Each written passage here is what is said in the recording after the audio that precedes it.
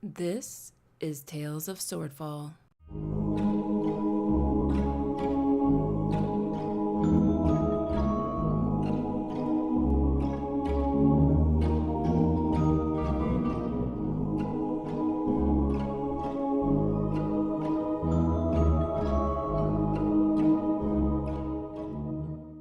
Episode 3, Feathers and Blood. So you go back to the main road, and you have one more thing checked off your list. Hurrah! Gosh, I can't remember what else you have. Crocodile tear, shrooms, and tender water lotus and troll blood is all that's left. The water lotus and the crocodile tear mushrooms are in the same place, but we have to deal with the crocodiles to get them. It's not like they're hard to find, it's just that we have to go and fight a crocodile to get them. Yep. Mm-hmm. So, my suggestion is, after we get away from the owlbears enough to have a talk. Right, so we're a ways out. I suggest, because we saw the crocodile tear mushrooms and the water lotus root on the way, like, from our base camp. We head back, we get those on the way, and check on the goblins and ask them about the troll that they saw before. Are you sure those goblins did like they said they would and got all the things? Well, we'll find out. That's why I want to go check on them.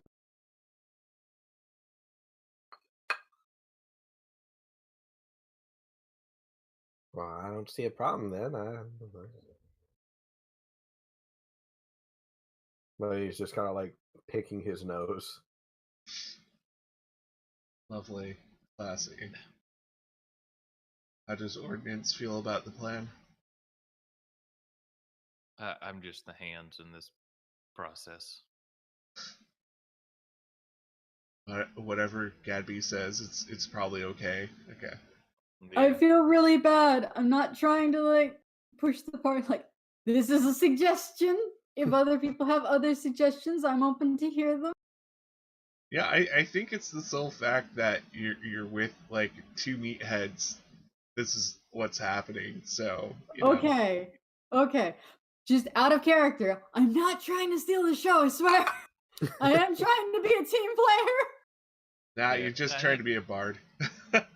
Exactly. Yes, he's an asshole bard. We kind of had the understanding of our roles going into it, character-wise. Yeah. I'm very sorry. Nah, there's no reason to be sorry. I mean, everyone's playing good characters, and also, if somebody hasn't piped up, I usually go, hey, what does your character think about this? So. Okay. Ordinance is that kind of like an oyster, the hard outer shell, but the soft, gooey inside. Yeah. Full of snot. Got it. But aren't we all? I hate oysters. Right when I'm drinking, thanks. Are you okay? I'll live. I cast Cure Wounds on you. Oh, if you tea in my lungs. Well, if you didn't, it would probably be the highest rated podcast. I'd be like, someone died in this episode, for reals. Okay. You can't air that shit. Yeah, make a profit off my pain. I'm okay with it. No, off your death. Get it right. He's already profiting off our pain. I'll officially say, if I die, you can go ahead and record this one. Okay, thank you. I got your consent. Yay. It's in the player agreement. Yeah, didn't you guys read the player agreement? Gosh. I'm just glad it was tea and not when I was drinking my tomato soup, because that would oh god, that burns. Anywho. Right. So heading back and looking for the things that we'll need to fight an alligator or a crocodile, one or the other. Okay. I'm pretty sure Gadbee doesn't know the difference. Lenny No. already explained the difference. Mansplained the difference even. It was Dragon-splained, get it oh, right. Dragon-splained, yeah. Okay. So you go back to the base camp where you guys landed, right? Yes. Okay. Good. I understood that then.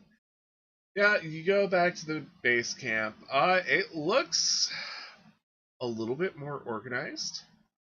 There are little forts now set up, made from the existing crates. Oh, they took them early. I see how it. What were you That's expecting? fine. That's fine. That's fine. That's fine. But it seems like they somehow had the foresight of actually like taking some of them and basically putting the ingredients that you needed into like different boxes Uh-huh. that they like specifically saved, and also Okay. nailed the ingredient onto that like specific crate to remind them what to put in that. Lenny's still gonna go over and check to make sure how much is in each crate. Because remembering goblins, he's like, they're not that bright, and that's coming from him. And yeah, it looks like they gathered what? They gathered a lot of the elven dark fruit. Mm-hmm. The lemon weed. I mean, Lenny, you can double check it. Like, give me a nature check with advantage, and we'll see like if you can tell if it's all just lemon weed or not. 14. 14. I mean, they're doing it pretty well. It's like when you give like a child a task to be like, okay, these are weeds, these are flowers. Okay, you got that, and you get mostly the weeds out, but like every once in a while they might get something else in there. So they're doing okay. Yeah, but it looks like everything's going smoothly, and also they for some reason ended up started picking mushrooms too, and has a crate full of that. What kind of mushrooms? Yeah, we didn't ask for mushrooms. Let's see. With that Are they? nature check. Would it be the Josiah blue mushrooms? Yeah, it would. What? Lenny stares at the mushrooms. Does he remember them being edible or not?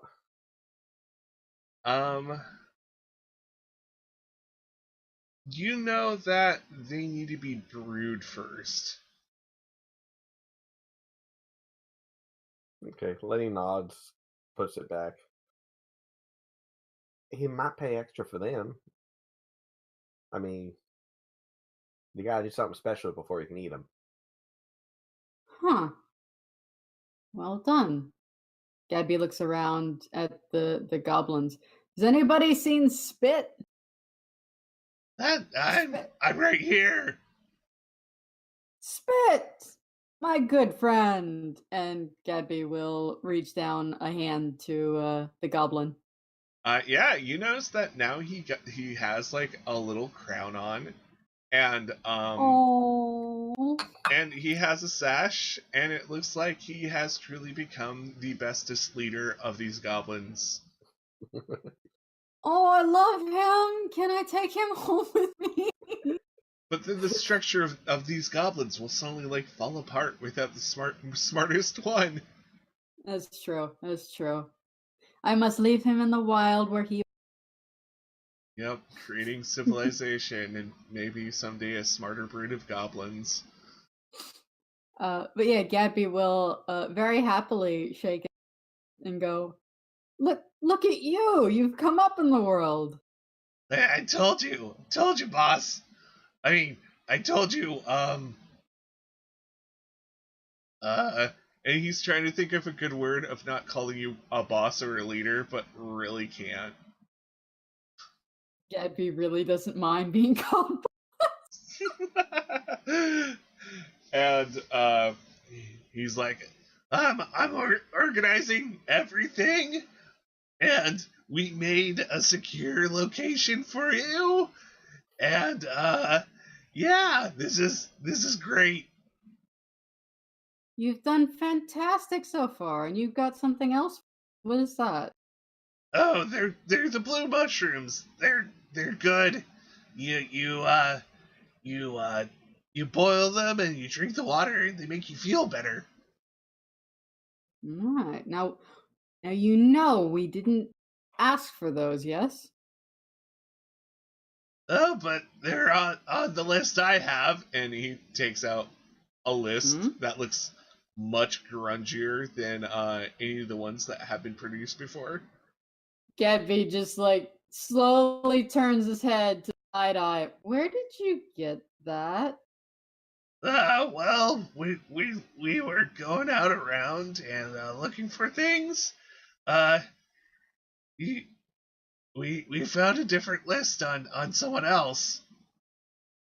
Were they still moving around when you found them? Oh no, they were like picked away. Ah, And I see. yeah, this is a whole different, like, not even the handwriting is correct. It seems like somebody was well, you probably don't even recognize the plants on this. But there's like someone wanted like wild sick root and the let's see, Josiah blue mushrooms and the wild Mondark onions, stuff like that.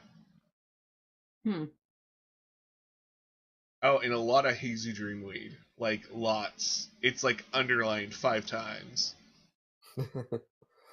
Don't we have a bunch of that? Yeah, you have a bunch of that, and there's now even more of it just kind of in a crate.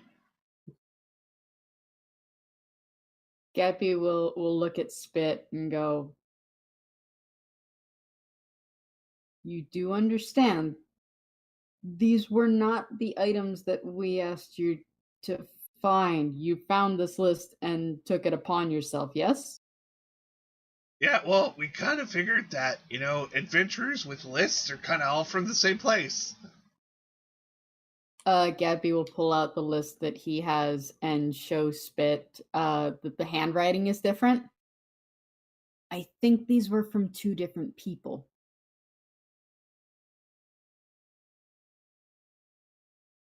Oh, Spit's trying to process through his brain that more than one person in the world can actually, like, write common. I pick up a stick, and on the ground, Gadbee writes with a flourish, because of course he fucking does. Owlbear down. Uh-huh. He looks at it, looks up, he looks at the much cruder writing on the list he has, and then the slightly more elegant on the list that you have, and then the very elegant writing on the ground. What? What? Gadbee hands the stick to Spit and says, "Why don't you write out one of the items on the list, whichever one pleases you most?" And that he does, and he is not graceful. It's more like he is stabbing the ground. But I figured. But he still writes. It's the amazing thing. And he looks very proudly at his handwriting. He tries to put like little curly tails and stuff like you did, just to be impressive. He tried. Tries so hard. Gadbee can't help but smile, and he says, "See, it all comes across in common, but it looks very different." I thought you were kind of like us. Only one person could write. Oh, well, Gadbee looks at the other 2. Lenny's currently scratching his butt. Yep. I can't speak for my companions, but I don't think they can write as well as I can. Which is not to say that they can't write at all. Many people write where we come from. However, I will pay you out of pocket for what you've collected, but we just need you to focus on the lemonweed and the elven dark fruit. And Gadbee will pass him, let's see, how much money do I have on me? Because he got paid. I will give him 2 whole gold pieces to rub together. And he looks super blown away by your generous gift of 2 shiny objects. Which is probably a lot of money.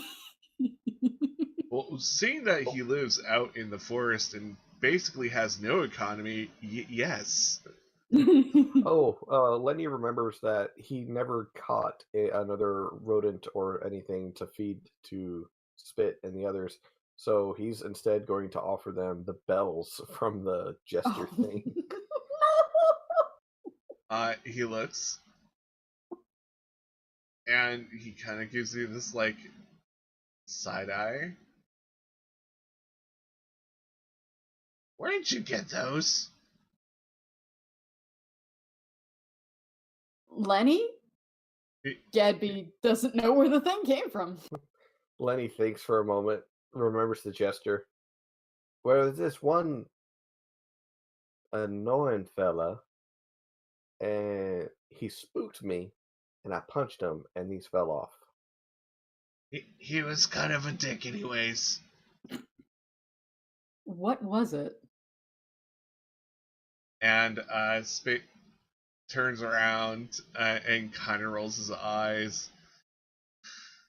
Well, there's a curse that we kind of have to deal with, and every once in a while this spirit takes over a goblin and turns it into a nilbug, and it's not pretty. It's really annoying.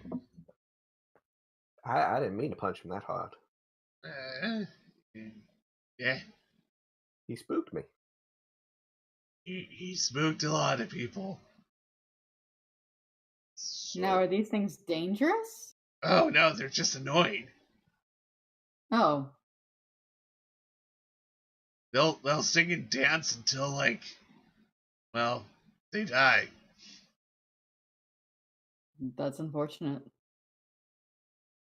Thank you for listening to Tales of Swordfall.